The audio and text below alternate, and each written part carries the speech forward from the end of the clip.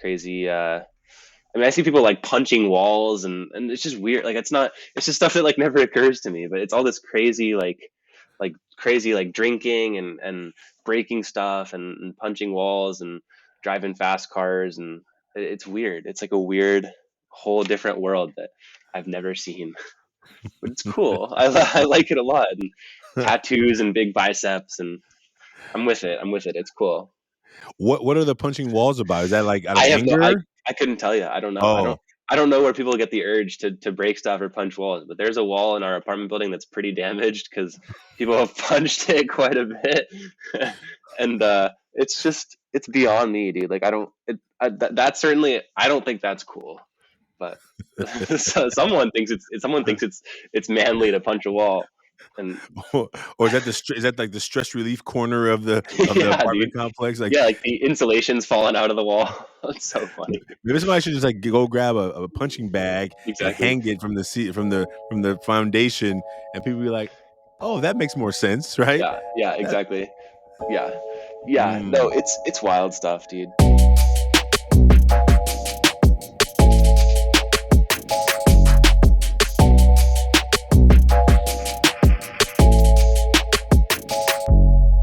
Welcome to the Taking Off the Mask podcast. My name is Ashanti Branch, and I'm really glad you've joined us. Today's guest is Zev Grossman. He's a sophomore at Montana State University. And Zev and I met when he was in high school.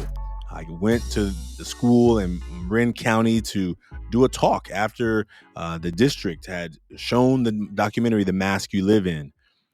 Students at schools in that area had made masks, and we learned a lot from those students making those masks in the wellness centers and in the counseling offices. They were all anonymous.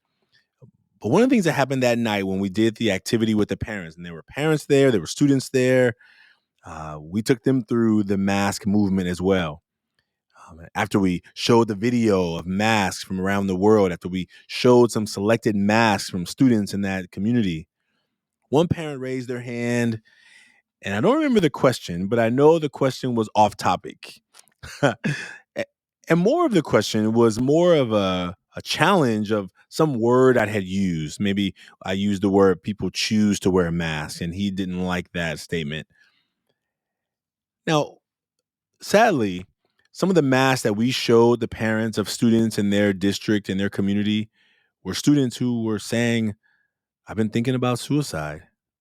I've been thinking about hurting myself. I've been depressed and sad and anxious. And I was more shocked that after showing him masks from his own community, of the age of his own child that was sitting at the table with him, that his only response was to try and verb check me on a word that I had used in the talk.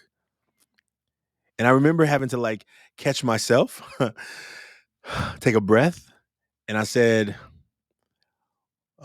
I said some words after that were more of me directed to the community. And I said, if you care more about checking me on some word I used than to really letting yourself feel the fact that students in your community are feeling lonely and alone and isolated, feeling like they are left out, that they want to hurt themselves, then there's something that you may want to do some thinking about. Because college means nothing if your life is cut short. As we continue to hear over and over again, just recently, Regina King, actress, award-winning actress, her son, 26 years old, committed suicide 2 days after his birthday. Not that a birthday means anything, but birthdays are days to celebrate. And what we know over and over again is sometimes in silence, people are suffering. And what we're trying to do with these masks is really help people recognize that they're not alone. And you're going to hear Zev talk about sometimes the battle between trying to be himself, being vulnerable, opening up in a world where oftentimes doesn't respect it or accept it. But that he's decided that I am going to be myself, even if that means I have less friends, even if that means that I'm going to have less connections. I know that's a tough call sometimes, but I'm really proud of this conversation. I'm really proud to have watched him along his journey from high school, now in college, and in college in a whole different part of the country than here that we live in the Bay Area. So I hope you enjoyed today's episode. If you or anyone you know has been dealing or feeling or thinking about suicide, the National Suicide Prevention Hotline is 1-800-273-8255. Again, that's 1-800-273-8255. Please call someone, talk to someone. You're not alone. But oftentimes we feel that no one else is feeling what we're going through because everyone else has really good crafted masks. What I'm hoping we can do with this movement is begin to find ways of people finding a person, someone, or at least through this movement to share so they can recognize that there's other people also who are going through similar things. That's what we're hoping for. As our work is growing, we invite you, if you have not made a mask, you can go do that anonymously at 100kmasks.com. I really hope you enjoyed today's episode. If you know a young person in college, in high school, who you think, or anyone around the world who can benefit from this conversation, please share it with them. We hope that these conversations will help more young men and boys realize that we do feel we're human. And the more we can accept that and realize that, the more I think that we can create a world where people will feel less alone. Thank you for being a part of this movement with us. Please like, subscribe, share, help us get the word out about this work. We look forward to seeing you on the next episode.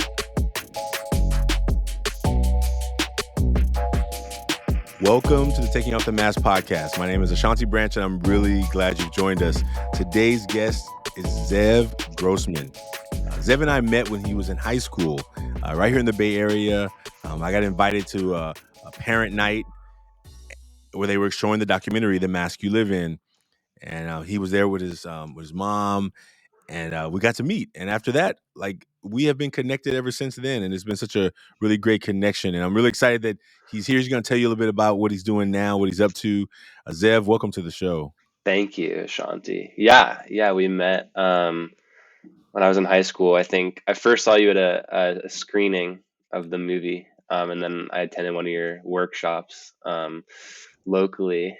And I mean, like you said, we've been connected ever since, and it's amazing. I'm really proud to have been connected with you and to have kind of kept up this relationship. And we worked a lot together. As I finished up high school, I'm a sophomore in college now. I go to school in Bozeman, Montana. I'm studying philosophy, and it's really it surprisingly overlaps a lot with, I think, a lot of the work that Ever Forward does, and it helps me manage emotions and stuff like that. And I'm really grateful just to have been a kind of a part of this whole movement, and to learn about this whole thing. It means a lot to me. It's really kind of my lane. It's really what I'm into, and that's where I'm at right now. So I'm really glad to be here for sure. Man. One of the things, as a college student, I sometimes miss college. I miss the social part of college. I don't necessarily miss all of the hard work and classwork and studying all night, but the social part of college I do sometimes miss. And so, how before we jump into our masks, how is college going?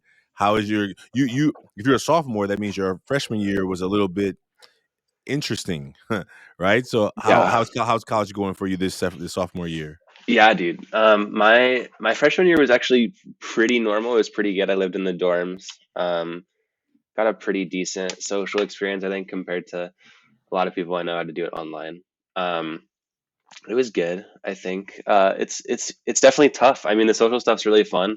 It's a big step out of my comfort zone. I was pretty shy, pretty reserved, and introverted in high school, and so to be thrown into a dorm and just plunged into like nonstop people around me, sleeping 1 foot away from someone, just communal bathroom. It's like whoa, what's going on? But it's really good. It's helped me grow a lot. I mean, like I said, a big step out of my comfort zone. And things are going a little smoother now. I think the COVID's still there, but I don't think people care as much, which is for better or for worse. But yeah, I have an apartment now. I live with 3 roommates. It's wild. It's just really intense. I'm not a wild person at all. I don't really party or anything. I focus more on school, but it's there, dude. It's like it's in your face. Like it's in your face. Um, but college is good, dude. Like school as well. Semester went great. I got I got one B plus, which sucks, but I got A's and everything else, so I'm happy. Nice. Yeah. Congratulations, man. Thank you, Congratulations. dude. Right Yeah. on. And it's good, dude. I'm enjoying it. I'm enjoying it for sure. I think I'm trying to make the most of it, just living, one heartbeat at a time. So That's all we can do. yeah, that's That's the all we best can way to do. go about it. I wonder, like, maybe after we make these masks, we'll talk about this, like, in the context of college and in context of youth, right? Like, young men your age, what do you notice around you? And so maybe we'll start with our own mask before we start thinking about what we see around us. But maybe it's a really, I think, a powerful question for us to think about is like, how are you seeing masks show up in Montana, right? Like Right. we haven't been to Montana yet to do this work yet. I mean, we have people from Montana who have participated, but what do you see in terms of peers, professors, uh, you know, around masks? And I think that would be great to have your perspective on that. So maybe we'll start with our masks first, and then maybe we'll dive into what that feels like and looks like around you. Because I think it's one thing to not be aware that people are wearing these masks. I think it's not a hard concept, but I think people Right. just they get they just get blinded by what's in front of them. But Exactly. now, but the fact that you know about this and you see it and you can probably and not that we judge, and I don't judge people, but you can almost imagine that there's more going on than what you can see. Yeah. Like in any Yeah. particular situation, what's happening, there's more going on than what somebody's saying, and there may be more going on than what I can observe from what somebody's doing. Yeah. Exactly. Yeah. That's Yeah. for sure. Okay. Well, so since you're the guest, you get to decide who goes first. Okay. I mean, So I'm either happy to go first. all right, Um. and so you do the front first. So cover up the back, cover up the back. Oh, We'll do I the front see. first, and then we'll do the back. Now, if you want to do front and back all together, we can do that too. That's up to you. No, I'll start. I got the front all ready to Okay. go. All right, So fantastic. there's the front of the mask. It just has all sorts of crazy hair like I do. It says kindness, wisdom, and funny. Mm. That's how I present. That's what I hear a lot from people. Very kind. A lot of people tell me I'm very wise. I have a lot of kind of sage advice, and I'm hilarious apparently, which I love. I'm really glad to make people laugh. And that's usually how I present. That never doesn't fail me in any situation. I think if I lead with kindness, if I lead with heart and compassion, no one's gonna I mean, some people are not gonna like it, but that's their loss. So um, yeah, and funny is killer quality, and I think I'm wise. So I've been told. I don't. It's probably not great to say that. Oh, I'm so smart and so wise, but yeah. I mean, I think uh, I've been around the block in certain ways, and I have certain things to say. So that's where I'm Beautiful, at. Yeah. beautiful. Um, in the back of my mask, Oh, I didn't. so do you want? Is that, let me ask you this. So we have an option of you. So keep going, go with it, Oh, okay, okay. go with it. Um, back of my mask, it says lonely, insecure, and uncertain. And those are things that I feel a lot. I felt that for a while. I think deep down, pretty lonely for a long time. Um, which I can deal with. Like I find ways to deal with it here and there. But sometimes at the end of the day, I'll come back and I'll feel sad and I'll feel alone. I just want to have someone I can talk to and be close with. And there's I don't have a lot of that. And I had that in high school a little bit. It sort of drifted and I kind of lost it. College has been harder, I think. I have a lot of friends. Like I have a lot of friends, but I don't have a lot of like close, like deep, like true friends. And I mean, I'm insecure about certain things. I feel pretty good in general, but I mean, I'm really, I'm thin. I feel insecure about my weight and my appearance in a lot of ways. And sometimes I don't do as well as I would like in classes, which is, it's just personal stuff to deal with. And there's ways to heal around that, obviously.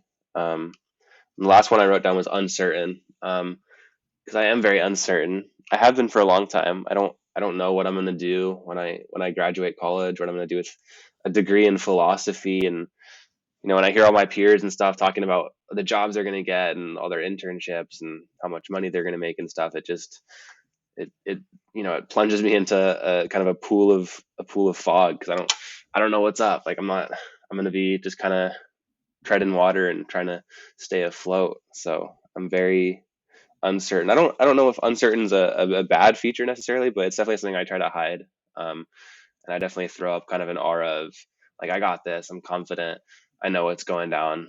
But I try not to let the comments get to me, but they do sometimes. And when someone says like, "Oh, what are you going to do with your degree?" and obviously I don't want to answer, I don't know, but sometimes that's the only thing I can think to say. So that's where Yeah. I'm at. But overall, I feel good. So Yeah. And I think of and thank you for that, man. First of all, course, thanks for going first, and thank you for, sharing both the front and the back at the same time. I think we let the guests kind of lead how we're gonna do this, and I'll go next, and then maybe we'll have a conversation about some of those things, and I really appreciate it. So and a lot of them resonate. A lot of them resonate. I think you mentioned the kind of not really talking about the, the feeling thin, and I don't I'm clearly that I'm not thin. I only have ever been thin. I think I was born thick and husky, so it's like I've always been thinking about like the opposite in that way, and so right? I feel you in that feeling like, man, I want to I want to be less. Yeah, I want to have less mass that I'm sure. having. And so I appreciate you for sharing that, and that means a lot, brother. So let me share mine, and then we'll see where we're gonna go next. Yeah. Right on, right on. All right. So the front. Here is my mask, and on the front I wrote, "This is my mask for today." I've been, yeah, that one's standing out to me for some reason. I'm not sure what I'm drawing, but I wrote serious, dedicated, and passionate, and I think the one that stands out to me right now, I think there's this definition of the word passionate that I just learned about maybe in the last month. I mean, I think if you asked me what passionate meant a year ago, I'd been like, yeah, it means you're fired up and you're going after something and you want it. But Hmm. when I actually looked up the root, like the etymology of the word passionate means to suffer, you know? Wow, wow, Like it means to suffer, and it means pain, right? Like to do something that you're passionate about oftentimes means to push through suffering and pain, sure. but on the other side of it is this overwhelming sense of joy and fulfillment, Wow. but not without the pain. And so it's really interesting that I've Hmm. never known that, and ever since I learned about that, it's been really like a thing. Like, so when you want to live out your passion, if you want to just live a job that was going to make you a lot of money, maybe you could go do that, right? But if you want Hmm. to live a job that you're going to feel like fulfilled by, lots of people will tell you that it's probably not likely that you're going to do the thing that you really want to be doing and find the thing that brings wealth and Hmm. generation, right? Hmm. Because now some people who love music, I love doing music, but you just hear a lot of musicians talk about how they get so tired of the business of music, right? They Right, love music, but how they get so wiped out by the business, the fame, the fortune, and all that. But they love music. right, And so I think like right. when you think about passionate, like they're passionate about music, so they have to sacrifice through all the stuff they don't like Wow. to find the stuff they actually do. I think Right. I was listening. I don't know. So that's what's coming up for me right now. Yeah, that's I'll beautiful. come. That's amazing. It's really interesting, right? I think Yeah. I was listening to Adele when she had her live show, and she talked about like how in between records she doesn't work, Wow. right? So she doesn't work. She just has a life. She said, I don't want to be on the stage and want to be in the stuff. I don't want to be." And it was like really interesting to hear her talk about that, right? She's an amazing artist. She's an amazing musician. Hmm. She's an Hmm. amazing writer. But even like to know that, oh, that's what that is. That passion to doing the work, but not wanting to be stuck in the business of it, because that's the pain and suffering for a lot of people. Right. Yeah. Right. Anyway, Wow. and I feel that sometime in this nonprofit work, right? I'm Hmm. super passionate about it, but there's a sacrifice. There's a sacrifice to taking the job that, like, if I was going to get a job for some corporate company, I can make six figures Right. really really quickly. I've I've never made six figures. You know what I'm saying? Sure, And sure, I've been doing this for what 18 years, and I've been doing this passionate work for a lot. And but I think like, do I need six figures? I don't know if that's a need, but I think it's a desire to be like. It feels like a badge of honor, right? sure. For my own self, not to anybody, not that I need to tell anybody else, but for my own self. So Yeah. anyway, yeah, okay, we'll stop there. I'm gonna do the back, and then the back is the things I don't usually let people see or don't talk about much. Um, Fear of failure, anger, and family stuff. and I think about the one I think I want to talk about. I talk about fear of failure often on the show, but I think anger is one that I don't usually write. I think it's maybe the first time I've ever written anger. And I think when I think about not dealing with anger, I think I'm or not talking much about it. I mean, I'm a human. I get angry, but I think I'm like I overcompensate by not trying to deal with it. So I process it in other ways, but I'm like I think maybe sometimes I'm worried. I'm nervous about my own level of anger, like how angry I could get, right? Right. And, and so like having the right spaces to do that, to be able to know there's a place where I can go and process anger in a healthy way, where I can go and know that anger is necessary for us, right? It's giving us a warning about something that doesn't feel good to us. It doesn't satisfy us. Does not feel just to us. But I don't talk much about it, and I definitely, I go, I have a team of men that I go to, and I deal, talk about stuff there where I can like process it. But like in the moment when something's making me a little angry, I just like I put on a smile, I put on a good mask, and I'm like, well, and I figure out how to talk about it in a as much of a calm way as possible, even though sometimes inside what's happening is boiling, right? Yeah. Yeah. Yes. Yeah, yeah. So Wow.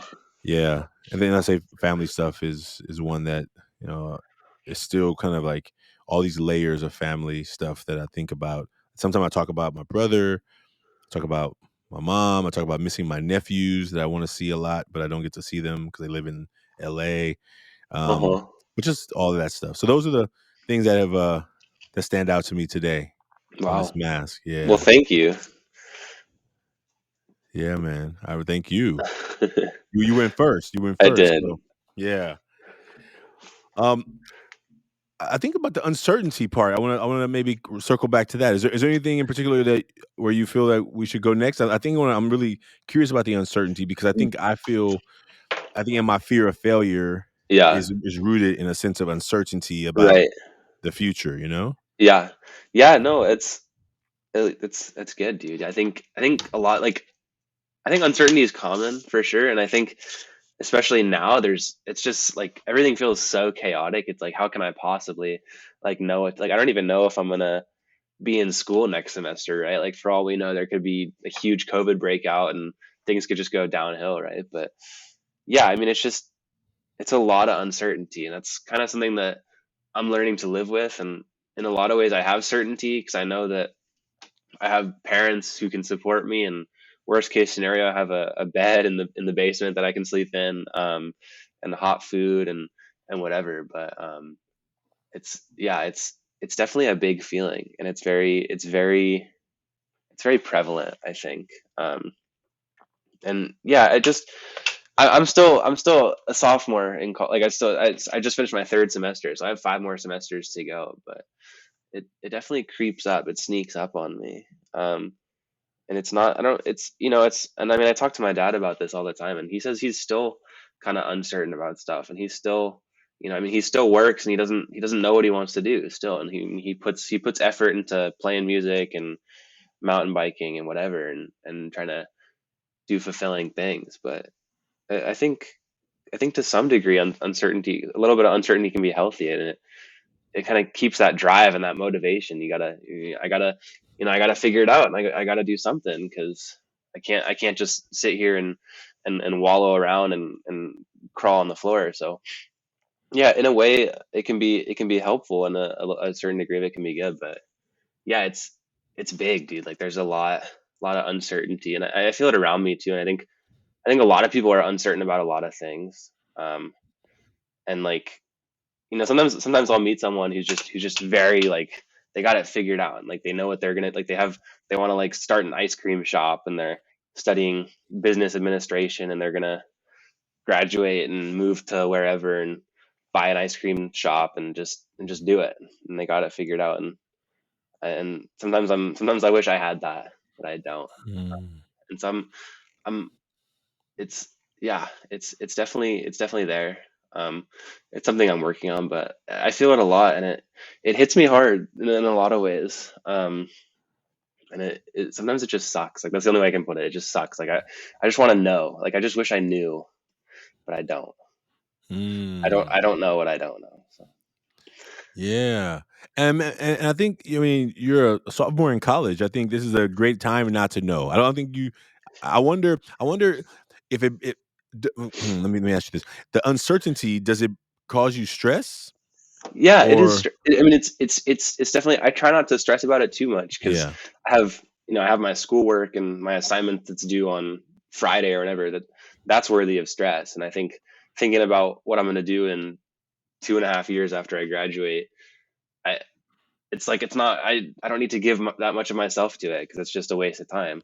Um, and I think deep down, I think most of the other college students are also just as uncertain and just confused as I am, Yeah. but it certainly does not feel like that. It feels like I'm the only one who doesn't have it figured out and everyone else knows what's going on. But I think secretly everyone else, we're just all confused together. So Or I maybe, don't know. well, I think a perfect alignment to this, the first question I talked about earlier, like what you see on college campuses in terms of masks, right? Like if, Yeah, and I wonder if the pressure to have to know what's next causes people to have to act like they know what's next, and then right. for yourself it to be feeling like, no, I don't really know what's next, but people do, and so maybe I'm trying to like, I want to also, maybe it's everyone is just masking up as well, right? Yeah, I yeah. mean, It's a. I mean, it's definitely a mask I saw a lot of in high school. I think because growing up in Marin, like it's a very. I mean, kids were yeah, their parents kind of laid it out for them, so their kid, the kids knew what they were going to do. They knew where they were going to go to school. They knew what classes they were going to take, what job they have, and then I mean, this is common, right? And then we see it, and then people burn out by the time they're 40, and they just, have a crisis and don't know what's going on. But yeah, it's definitely there in college. Maybe not so much in Montana. I think a lot of people. I think that's definitely a common mask, like the people I hang out with. But I think that's also just. I definitely think there's different masks that people throw up in Montana. Also, there's a very like hyper mask. Like dudes will walk around wearing like not vegan t-shirts, and they got their big belt buckles and their cowboy hats. And it's definitely a very like different type of masculinity than I grew up with, which is really cool. It's like very eye opening, and it's a very cool college experience that I think I'm very glad to have, because it's different than going to like UCLA or wherever. But it's intimidating for sure. These huge like hunting dudes with their monster trucks, just kind of like I'm a mm, man, like I know what's going on. I'm gonna raise a family and go work as an engineer or whatever, and I'm like, whoa, like I'm 150 pounds, like don't hurt me. So yeah, I don't know, but how man, that's actually really interesting because I think how you usually just spoke about it, a lot of like the big trucks and the hunters and whatever. yeah, What are other things you notice in terms of what you see? I mean, maybe it's just observations, right? Like imagine like the rules of what it means to be a man in college may be different than when you become 35 and you're supposed to be settled down by now, right? In college, right, there's other rules of what it means to be a real man. Are there certain unwritten rules that you see yeah, among college students? yeah. I think well, I think what's so interesting about your movement is that I mean, the past like 2 years, we've now had like this actual. We have to physically wear face masks now, which just adds a whole nother like layer of complexity to the wearing a mask. What I mean, there is on campus we have a mask mandate, but a lot of these big cowboy yeehaw dudes actually won't wear their face masks as a form of like it, and in a way, I think that's a mask of itself, refusing to refusing to oblige by the. I think mask mandates are great. I think it's important on lecture hall full of like 300 people, absolutely. Um, so I mean, yeah, I'll see people absolutely like not wearing their masks, and just all sorts of crazy. I mean, I see people like punching walls, and it's just weird. Like it's just stuff that like never occurs to me. But it's all this crazy like drinking and breaking stuff and punching walls and driving fast cars, and it's weird. It's like a weird whole different world that I've never seen. But it's cool. I like it a lot. And tattoos and big biceps, and I'm with it. I'm with it. It's cool. What are the punching walls about? Is that like out of I have no, anger? I couldn't tell you. I don't know. Oh, I don't know where people get the urge to break stuff or punch walls, but there's a wall in our apartment building that's pretty damaged because people have punched it quite a bit, and it's beyond me, dude. Like that certainly I don't think that's cool, but so someone thinks it's manly to punch a wall, and or is that is that like the stress relief corner of the yeah, dude. apartment complex? Like Yeah, like the insulation's falling out of the wall.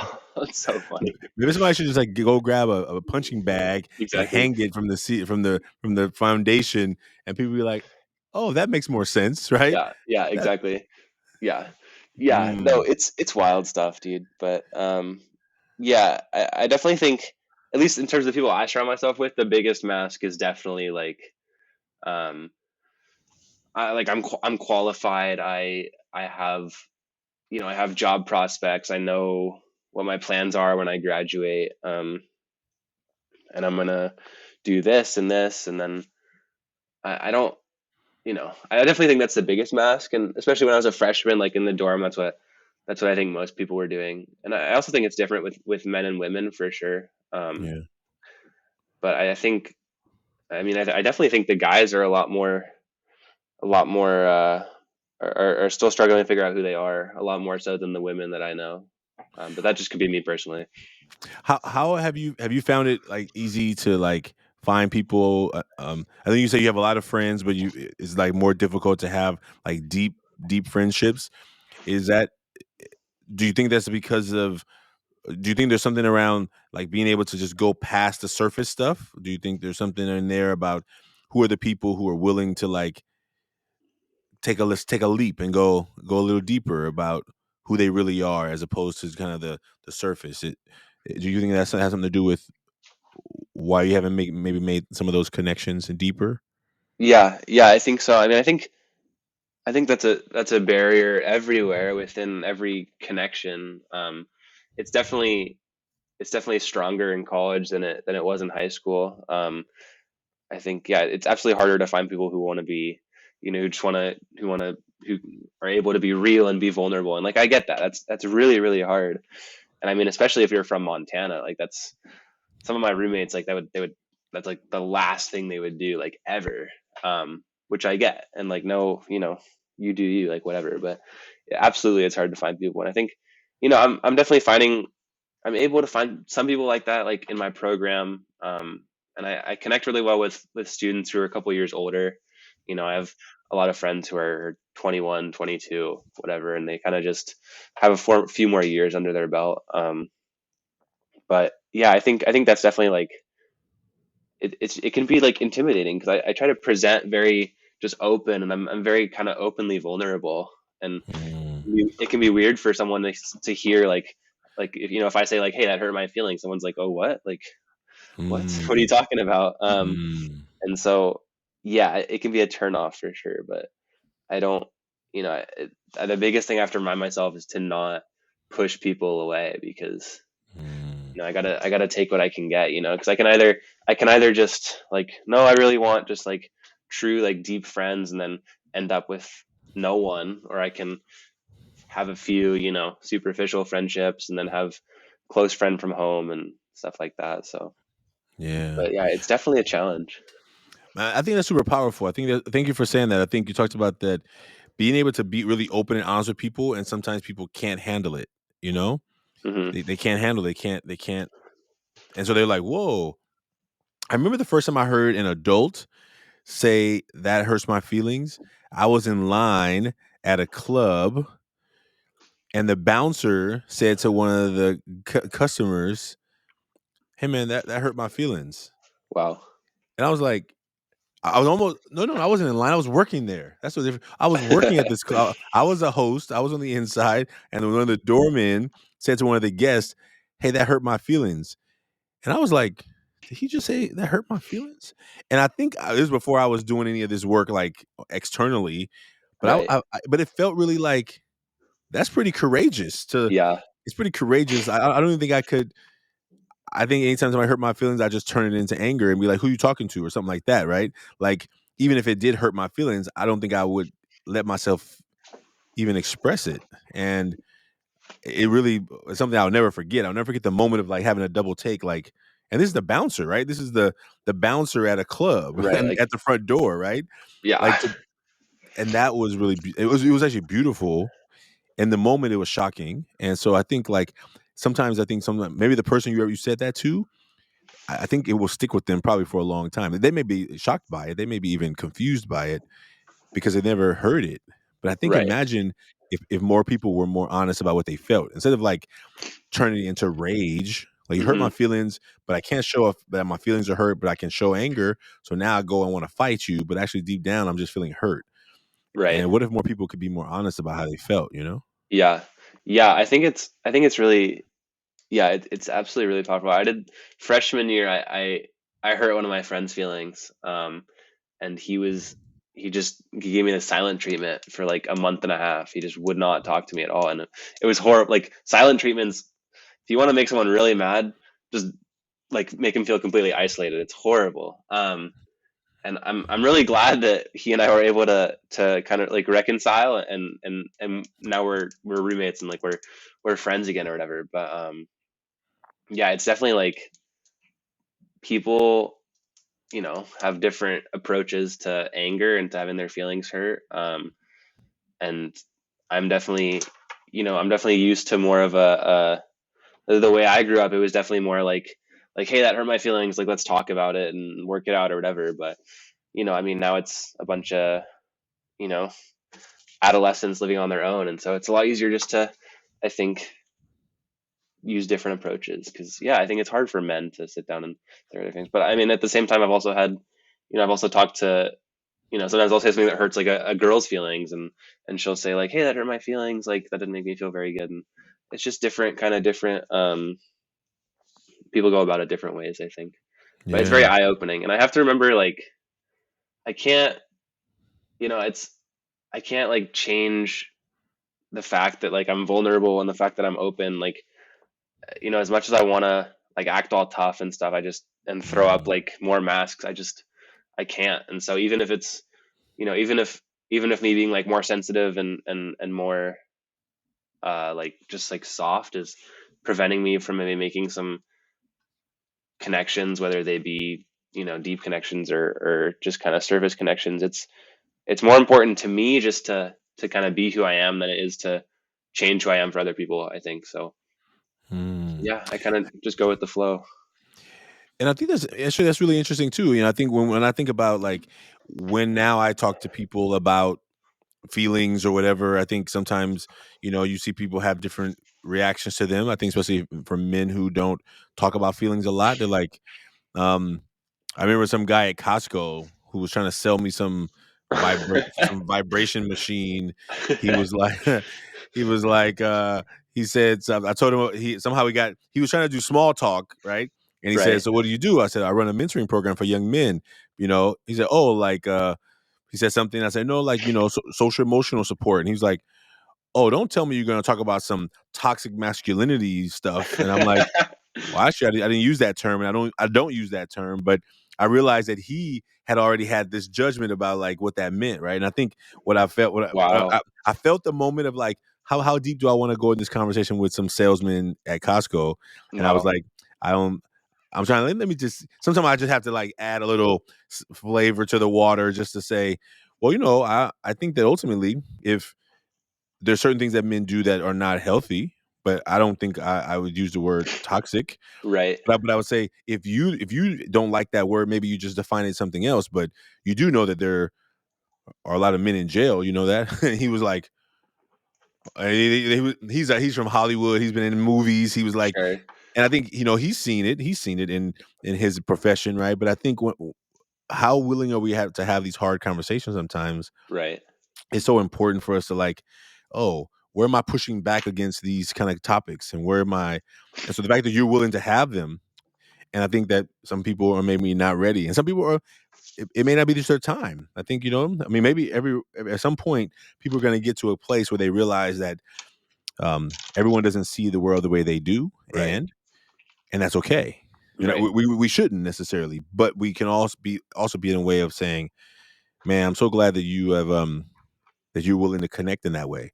And Right. I think that those kind of friendships, I think if you could imagine, what if you could build a circle for yourself of men in college who were gonna like get together on a weekly basis and just have real talk, Right.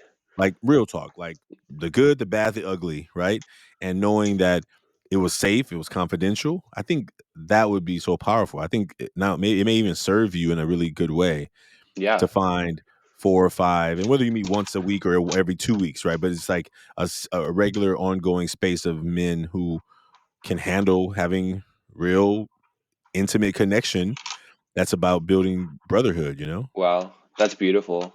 Yeah, that's the dream. I mean, even if that's not what I end up doing in college, like that's, I mean, I'm uncertain about my future for sure, but I know that, 10 years from now I want to lead a group of youth and have conversations like that, whether I be in a classroom and I'm a teacher and leading discussion, or just leading real circles, whatever. But yeah, Yeah. I think that's definitely my lane. That's definitely my direction. I think it's really powerful, Well, which is maybe cool. we should keep talking about this, and maybe in the summer when you're back, we have our social emotional leadership academy this summer, so maybe there's an opportunity for you to come in and uh, you know be a part of that experience. That'd be Um, awesome. but I would say, even right now in the next semester, as you go back to school, maybe you just begin like, what if I was to propose this to a couple of people and see if we could get Right. together one Right. one 1 hour, 2 hours a week, every other week, and just like and test it out. Like, and if you need some support around that, you let me know, and I'll do my best to support you around that. Some resources. Cool. Awesome. Yeah. Well, man, Zev, look, is there anything else that you think we should any other topic you think we should like talk about in this conversation? What do you want to talk about? Do you have anything else? I'm curious what you think about what you were saying about toxic masculinity, because that's a term I hear a lot, and I agree that Yeah. it's probably not used correctly. And I don't know if it's Mm. not correctly, but it's definitely not used, I think, how it's intended to be used. Because I think, yeah, I don't know. I have mixed feelings about the term for sure. So I don't know. Well, here's my context. I don't use the term because what I have seen is that there are many men who will disconnect from the conversation because they have taken offense to the phrase. Gotcha. When they hear the term toxic masculinity, I've heard many men what they hear is men are toxic, Uh huh. as opposed to there are behaviors that men exhibit that create toxic environments and toxic situations. Right. But if you disconnect from the conversation, we can't get anywhere. So if Right. that phraseology causes people to disconnect, then I'm just going to not use that phrasing. Interesting. It's better for me just to say, hey, there's a hyper masculine narrative of what it Right. means to be a man that's really hurting our boys and our men. Right. And so then Wow. if they get offended by the word hyper, then hey, do you. But I think what I've learned is that people have taken that phrasing, made it mean something else. It's just like the same thing people do with words, right? They play a game with words. And so I've just chosen not to use it. I don't Right. When people say it, I say, thank you. And I want to just make sure I clarify that that's not the language I use, but here's how I describe it, because that's unfortunate. Now, I don't if we look at the behaviors and we look at the health, we talk about violence, we talk about Uh huh. drug use, we talk about suicide, we talk about incarceration, we talk about uh, extremism. Men lead those factors, Yeah. right? Now we don't have to call those toxic behaviors, but we can say those are not healthy for our communities. they create very unhealthy uh, communities. And so I am always about just let's get to the roots. Forget all the fancy words. I don't need any fancy words to describe the behaviors that we're seeing that are unhealthy, right? And so I Right. think that's what we try and talk about. So that's why I don't use it. I mean, it doesn't. I don't gain any brownie points from using a phrase or not. Yeah. My goal is to make it as simple as possible so that people can understand it, Right. and that's for me. For Interesting. yeah. Yeah, I think that's yeah, I think it's very much like a buzzword, so to speak. I think I definitely think there's and I'm gonna, a form of right masculinity in quotation marks that's very like you said, like it's very hyper and it's and like I was talking like the monster trucks and hunting rifle for a graduation gift and stuff like that that I see a lot of. And I think like I don't think there's anything masculine about mistreating women and being mean to people um and being afraid of being vulnerable. I think vulnerable is very masculine. um Absolutely. and so, yeah, I agree. I don't know if toxic is the right term because it's definitely not toxic necessarily. But I think it's unhealthy for sure. So, but that's Yeah. cool. Yeah, I just wanted to hear your perspective on that. No, I'm glad you did, and I think that being vulnerable is very masculine. I think it's also a way to say, like, what I see from a lot of men, they have a very confined type of masculinity, Yeah. and they're confined because they feel that to show that they're vulnerable makes them weak. Well, if Right. if you're trying to make most masculinity, if you want it to be make you feel strong, shouldn't you be able to do anything you want? Yeah. I mean, Yeah. well, Exactly. that's relative. Anything you want. I mean, more saying, shouldn't you be able to show your feelings and not worry about it? But if you've Right. defined it as certain things, then it's confined because I can't show feelings, I can't show sadness, I can't show fear. Well, then you're limited to a list of things that you can show. Yeah. Yeah. No, I think that's true. I agree for sure. And I think that's part of our work. That's Yeah. part of our work. And it's part of our work is really having these healthy conversations and helping more young men will not wait till they're 30, 40, 50 to realize, oh, I've been constricted all this time. I've been constricted in my ability to show my masculinity because I've been only operating based on 2 or 3 areas of my life. Yeah. That's the part where Yeah. we And yeah. that's beautiful. I think it's really, really valuable. It's really important, which is super cool. I Well, love it.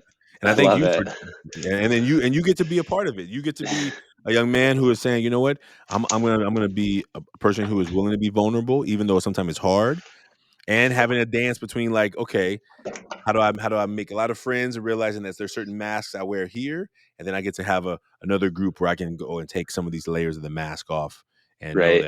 that because everyone can't handle it. Everyone's not ready for those conversations, Right. and frankly, it's not for me to try and help change you if Exactly. necessarily if you're not willing to be in a difficult conversation.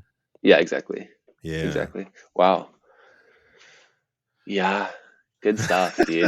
Well, man, look, I am so thankful that we got to have this conversation. Dude, it's always a pleasure. It is very good to see you again. I see you growing up, man. I see you maturing and growing up. It's So it's so weird. It's like yeah, it's insane. I'm gonna be done with college so soon. I'm terrified, but this is the time for excitement. It's like, okay, yeah, now I get to go and live my life. And right. so, and listen, I want to encourage you to know that so many people are feeling the same thing about their majors, their careers. So many people change their majors 2 and 3 times. Don't let it get to you. Like, Yeah, find the thing that makes you come alive and then go do that. Right? That's what Howard Thurman says. Don't ask what the sure. world needs, right?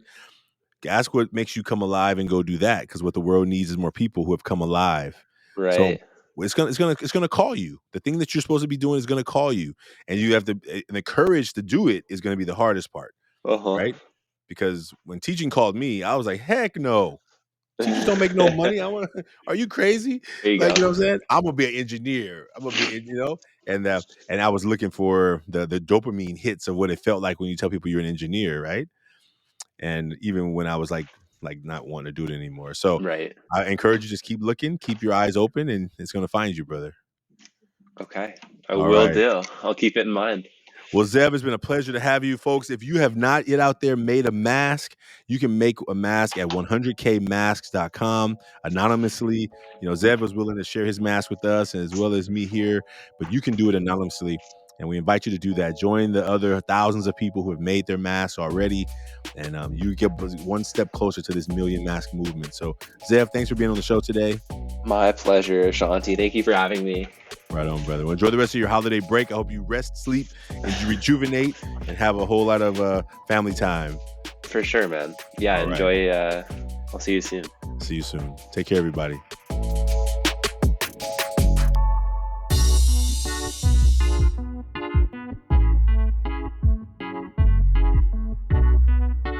Taking Off the Mask podcast is produced by Ryan Louie. Editing, videography is also by Ryan Louie. Graphics by Kelly Wong.